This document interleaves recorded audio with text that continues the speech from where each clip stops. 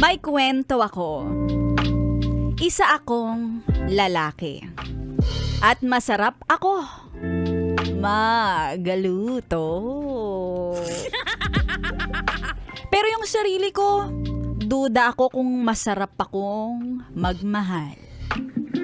Di pa kasi ako nagkakaroon ng serious relationship. Hindi ako yung tipo ng lalaki na magaling sa pagsasalita o pakikipag-usap. Hirap ako sa mga getting to know stage. One time, may pina-blind date sa akin. Dinala ko siya sa maingay na lugar at may alak dahil ika nga pag may alak, may balak. Ang balak ko lang naman ay maging komportable.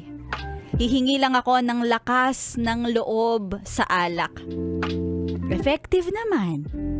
Nagkatukaan na nga kami sa aming first date. Kaso sa follow-up date, sinabi niya na dinner date na lang ang ganap. Nalungkot yarn.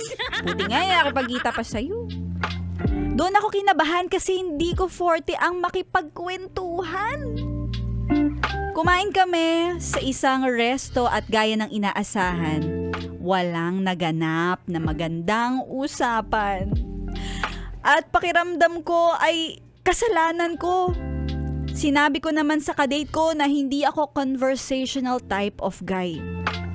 Ewan ko kung ako lang. Pero as someone na introvert at alam ko sa sarili na boring akong tao, grabe ka naman sa sarili. Ang hirap magustuhan kapag hindi ka funny.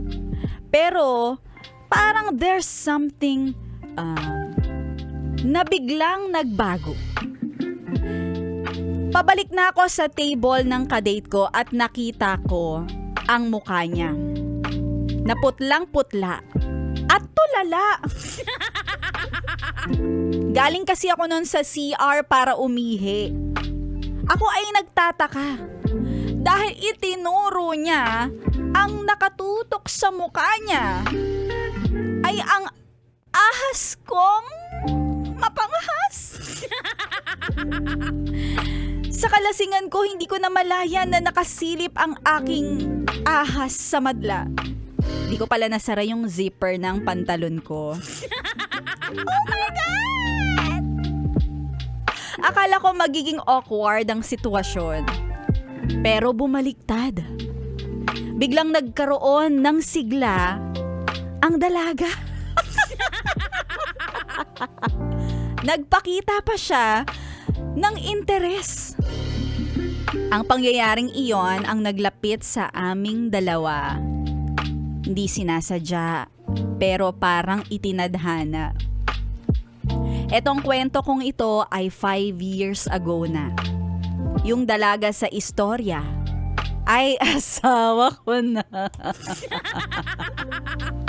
At kapag nababalikan ang aming nakaraan, inaamin niya na ang nakapukaw sa kanya ay ang ahas kong nanunuklaw.